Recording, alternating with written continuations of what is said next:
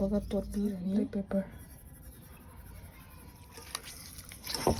ꯄꯣꯔꯛꯁꯦ ꯐꯖꯅ ꯆꯥꯝꯊꯣꯛꯄꯤꯔꯒ ꯊꯨꯝꯒ ꯕ꯭ꯂꯦꯛ ꯄꯦꯄꯔꯒ ꯍꯥꯞꯄꯒ ꯐꯖꯅ ꯇꯣꯠꯄꯤꯔꯒ ꯌꯥꯝꯗ꯭ꯔꯕꯗ ꯄꯨꯡ ꯑꯃꯃꯨꯛ ꯃꯦꯔꯤꯅꯦꯠ ꯇꯧꯔ ꯊꯝꯕꯤꯕ ꯆꯝꯄ꯭ꯔꯥ ꯈꯤꯇꯪ ꯁꯨꯝꯖꯤꯟꯕꯤꯔꯁꯨ ꯌꯥꯏ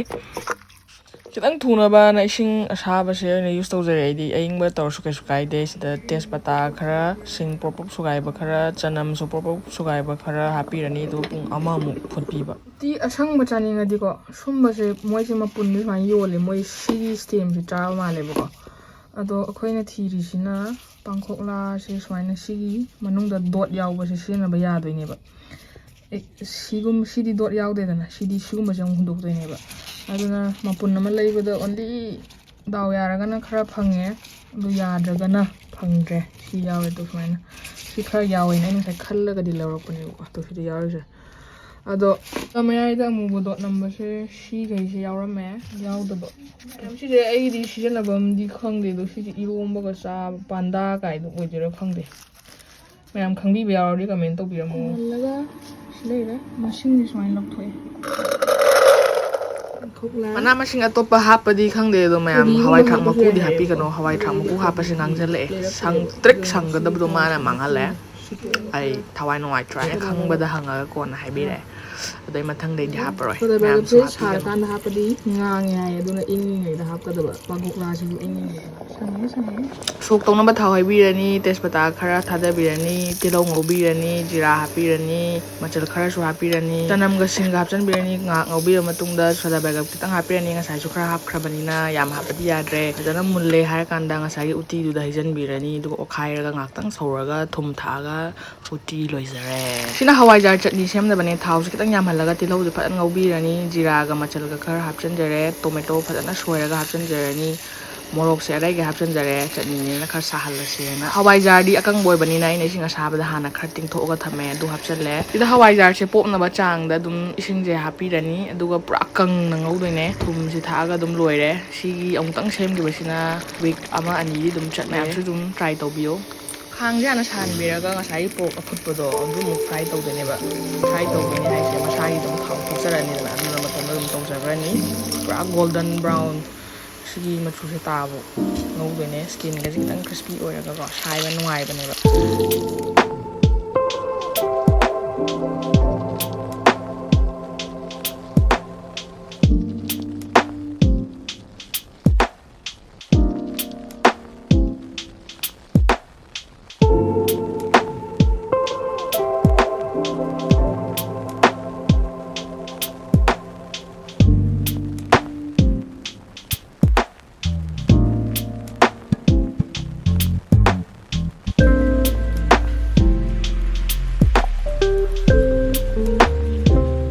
Hanong today ngorang punang pu punemjari sidi matam kurabi metung da saina khillaga tawba mukbang se am tawjare ku e tawdaba khoi ai sanaba chatluba khotluba thaba khar chatlureba ko adugi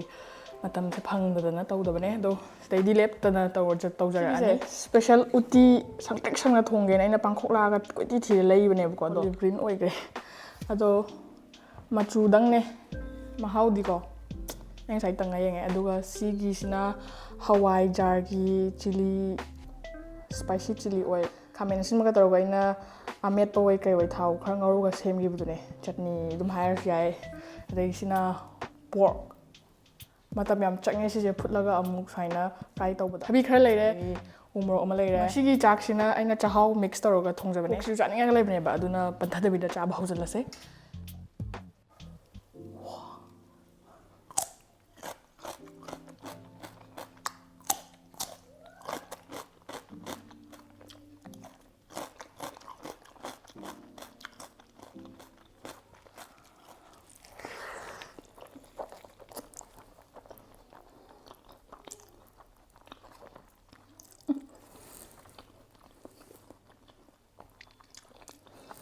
Mày cool cả đấy.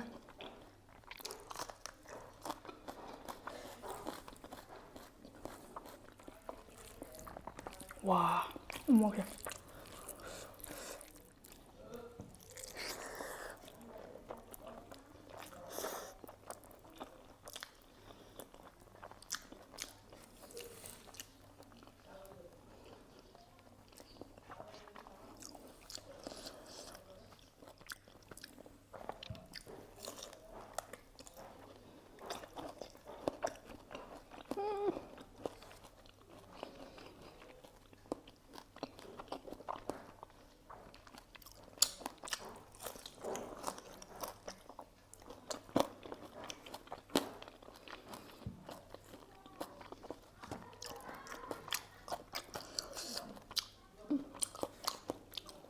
ꯈꯨꯍꯥꯎ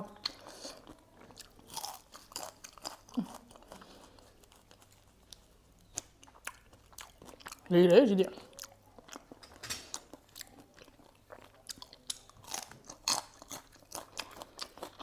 ꯍꯥꯎꯏꯅꯦ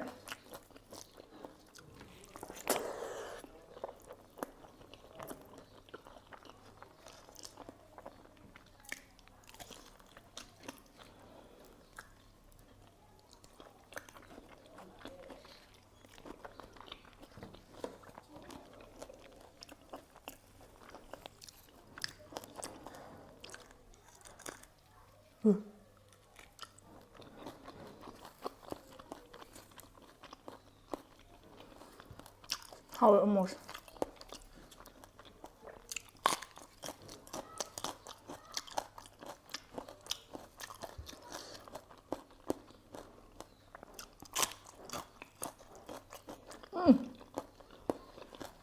chutneyꯁꯨ ꯉꯁꯤ ꯂꯣꯏꯅ ꯍꯥꯎꯔꯦ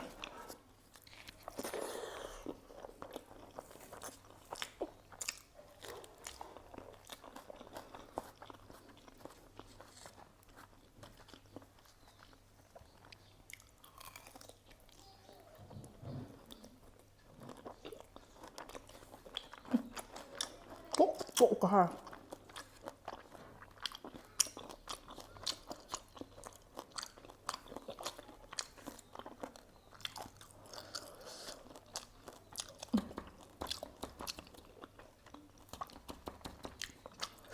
ꯊꯨꯝꯁꯦ ꯂꯣꯏ ꯅꯝꯃꯦ ꯀꯔꯤ ꯚꯥꯞꯅꯣ ꯈꯪꯗꯦ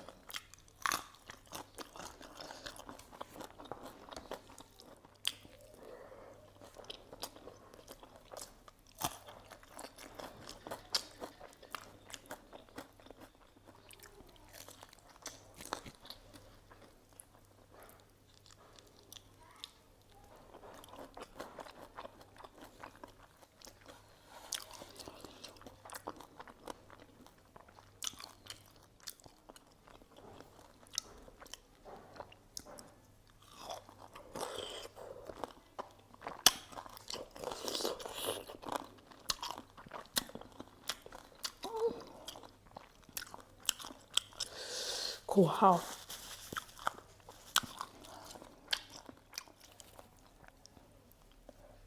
ꯂꯥꯛꯎꯅꯦ ꯅꯣꯏꯕꯨ ꯈꯔ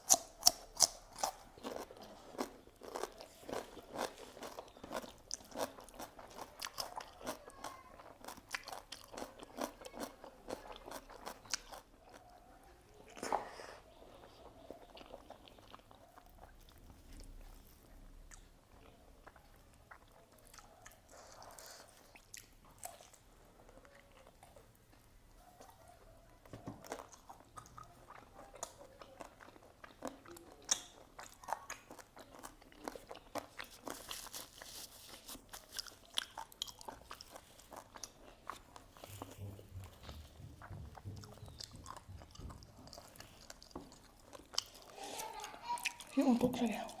ꯆꯥꯅꯤꯡꯉꯦ ꯑꯩ ꯎꯔꯝꯗꯧ ꯃꯥꯟꯗꯦ ꯁꯤꯗꯤ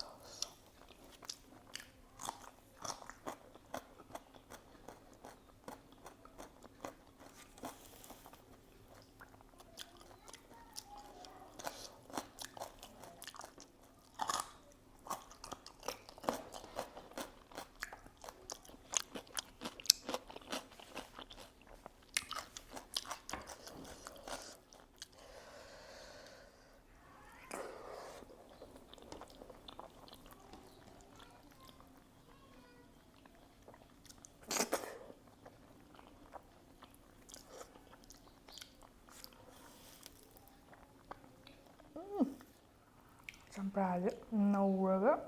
ꯑꯩꯅ ꯑꯃꯨꯛ ꯀꯨꯏꯅ ꯑꯃꯨꯛ ꯊꯝꯖꯤꯜꯂꯨꯕꯩ ꯃꯍꯤ ꯑꯃꯗ ꯊꯣꯛꯇ ꯇꯩꯌꯨ ꯑꯗꯨꯗꯤ ꯁꯨꯃꯥꯏꯅ ꯇꯩꯕ ꯇꯥꯕꯅꯦ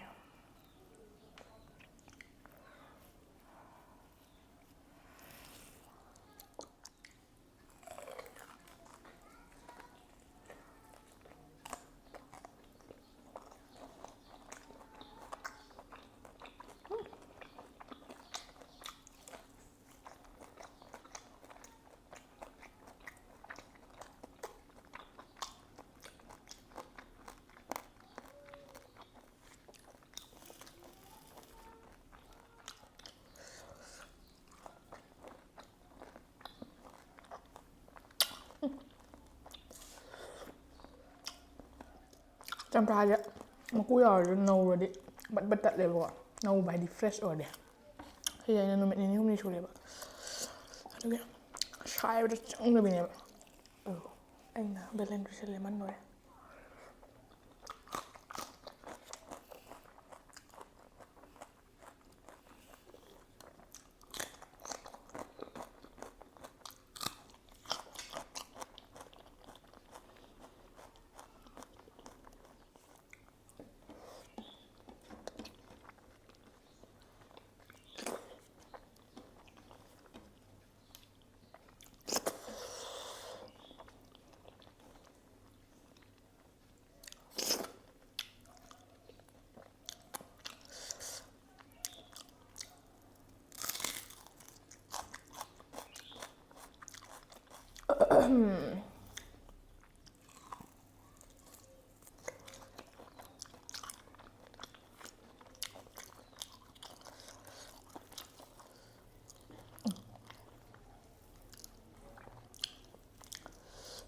ꯃꯍꯤ ꯈꯤꯇꯪ ꯇꯥꯖꯔꯛꯄꯁꯤꯁꯨ ꯃꯁꯥꯗ ꯇꯥꯗ꯭ꯔꯦꯅꯦ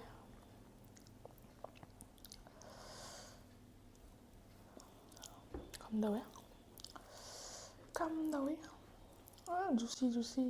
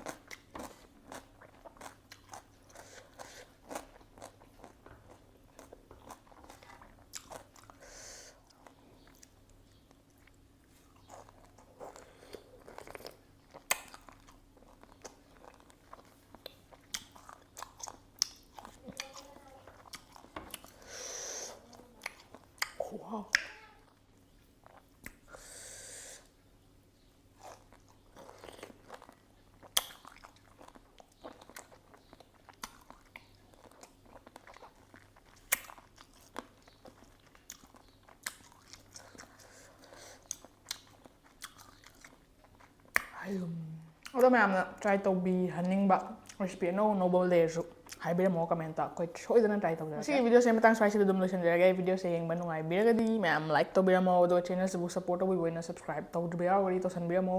ꯂꯣꯏꯁꯤꯜꯂꯛꯄꯗ ꯃꯌꯥꯝ ꯄꯨꯟꯅ ꯑꯃꯨꯛꯀꯁꯨ ꯍꯟꯅ ꯄꯨꯔꯦꯝꯖꯔꯤ